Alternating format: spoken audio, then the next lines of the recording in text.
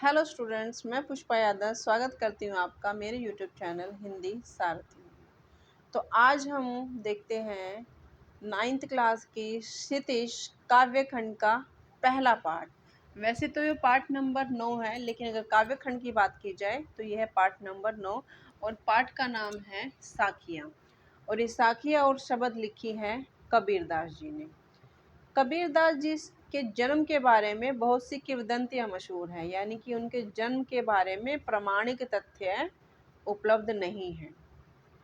और कबीरदास जी निर्गुण संत काव्य धारा के एक प्रमुख कवि माने जाते हैं।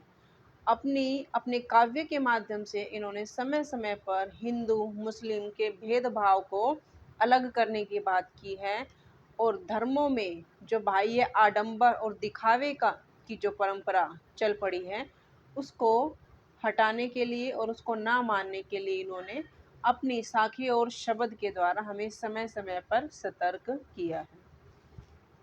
तो चलिए देखते हैं इनकी पहली साखी में कबीर जी हमें क्या समझाने का प्रयास कर रहे हैं। मान सरोवर सुभर जल हंसा केली कराही, मुक्ता फल मुक्ता चुगे अब उड़ी अनंत न जाही। मानसरोवर हम सभी जानते हैं एक झील का भी नाम है जो कैलाश पर पाई जाती है। तो यहाँ ये जो साखी है ये मैं दो संदर्भों से आपको समझाऊंगी। पहला संदर्भ ये है कि मानसरोवर यानी कि जो मन रूपी हमारा शरीर है उसको अगर मानसरोवर झील मान ले और उसके अंदर जो हमारा मन है वो हम मान लेते हैं हंस। जो हंस पक्षी तालाब में किसी झील में विचरण करते हैं, तो हमारा जो मन है वो हंस के समान है और हमारा जो शरीर है ये मानसरोवर झील के समान है, जिसमें हमारा मन क्रीड़ा करता रहता है, उछलता कूदता रहता है। मुक्ता फल मुक्ता चुगे, मुक्ता फल का अर्थ होता है मोती। हंस झील में से मोती चुगता है, यानी कि यही उसका एक प्रिय कार्य होता है जो उसे पसंद है।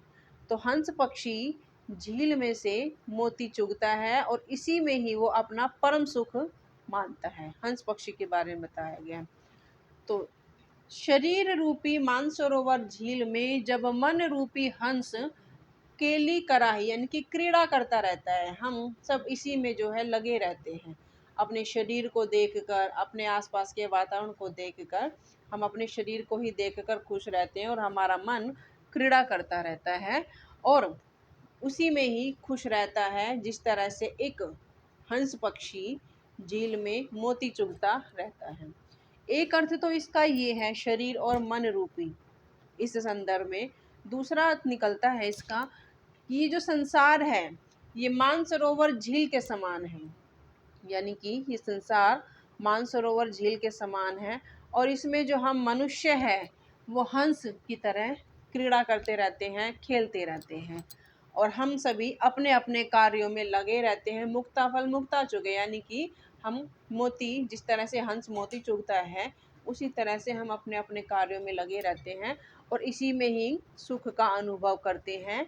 जबकि कबीर जी कहते हैं कि ये हमारा काम नहीं है, सिर्फ हमें अपने शरीर और हमें अपने आसपास की जो वस्तुएं उनसे ही प्रेम नहीं करना चाहिए, हमें परमात्मा से प्रेम करना चाहिए और उसकी भक्ति करनी चाहिए।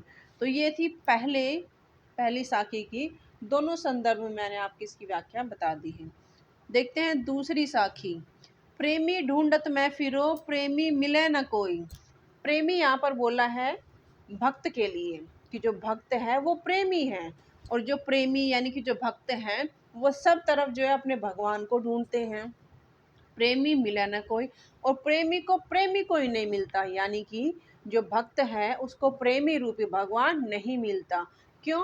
क्योंकि हमारा जो मन है वो छल कपट से भरा हुआ है, व्यर्थ के व्यभिचार लोभ लालच में हमारा मन पड़ा रहता है और हम सच्ची भक्ति नहीं करते हैं।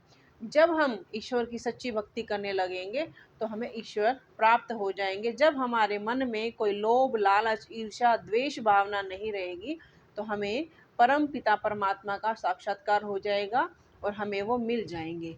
प्रेमी को प्रेमी मिले सब विष अमृत होए। प्रेमी यानी कि भक्त और एक प्रेमी यहाँ पर है भगवान, यानी कि जब भक्त को भगवान मिल जाते हैं, जब किसी भक्त को प्रेमी रूपी भगवान मिल जाते हैं तो सब विष अमृत, यानी कि उसके जीवन से जितने भी कष्ट हैं, जो विष रूपी कष्ट हैं, वो सारे अमृत में परिवर्तित हो जाते हैं, अमृत बन जाते हैं। तो प्रेमी यानी कि भक्त और भगवान का ऐसा रिश्ता है कि जब वो कोई भक्त सच्ची भावना से अपने भगवान को भजता है तो ईश्वर उसको प्राप्त हो जाते हैं और उसके जीवन के सभी कष्ट दूर हो जाते हैं, सारे विष अमृत में बदल जाते हैं। चलिए स्टूडेंट, देखते हैं तीसरी साखी में कबीरदास जी क्या समझाने का प्रयास कर रहे हैं। हस्ती चढ़िए ज्ञान को सहज दुलीचा डारी। हस्ती, हस्ती हाथी को कहते हैं, लेकिन यहाँ पर ज्ञान के संदर्भ में कबीरदास जी समझाते हुए कह रहे हैं कि अपने आप को इतना ज्ञानी बनाइए, इतनी शिक्षा अर्जित कीजिए कि हमारी जो हस्ती है वो बड़ी हो जाए।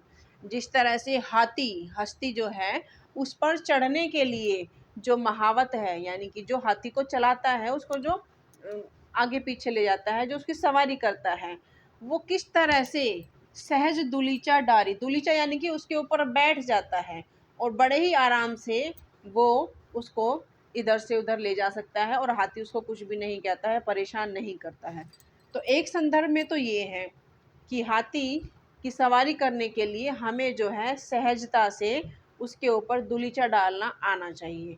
लेकिन यहाँ सिर्फ ये इस संदर्भ में यहाँ अर्थ नहीं है, क्योंकि कबीर जी की जो भाषा है वो बहुत सरल भाषा है, लेकिन वो एक एक साखी में दो दो तीन तीन संदर्भों से अपनी बात बताना चाहते हैं, क्योंकि उनकी जो भक्ति थी वो बहुत ही गूढ़ थी। उन्होंने गूढ़ भक्ति की है, यानी कि बहुत ही गहन भक्ति की है, और इन साधारण से शब्दों से वो एक ही बात को दो दो तीन तीन अर्थों से समझा रहे हैं। तो यानी कि अपनी हस्ती इतनी बढ़ाइए, अपने ज्ञान को इतना बढ़ाइए कि आप बहुत ऊंचे हो जाएं, जिस तरह से सहज दुलीचा डारी, और आपको जो है कोई भी कुछ ना कह सके। आप अपने ज्ञान को इतना बढ़ाइए, अपनी शिक्षा को इतना बढ़ाइए कि सहज ही आप सारे काम कर सके, चाहे वो कितना ही मुश्किल काम क्यों ना हो। स्वान रूप संसार है भूकन दे झक मारी। स्वान कहते हैं कुत्ते को, और जब हाथी, आपने देखा होगा अगर कभी अवसर मिला हो, जब हाथी गली में से जाता है, कहीं से भी हाथी गुजरता है, तो गली के जितने भी आवारा कुत्ते हैं वो उसके पीछे भौंकने लगते हैं और उसका जो है उसके साथ साथ चलते रहते हैं भौंकते हुए, लेकिन हाथी को कोई फर्क नहीं पड़ता। क्यों? क्योंकि वो शक्तिशाली है, उसके पास इतना सामर्थ्य है कि कुत्ता उसको नहीं काट सकता है। तो इसी तरह से हमारा जीवन भी है, हमें अपने ज्ञान को बढ़ाना है, और जब हम अपने ज्ञान को बढ़ाकर अपनी उपलब्धि हासिल कर लेते हैं, अपने जीवन में कोई लक्ष्य निर्धारित किया हुआ है जो, उस लक्ष्य को पा लेते हैं, तो ये जो संसार है, संसार की तुलना किससे की है? कुत्ते से। यानी कि संसार में कुछ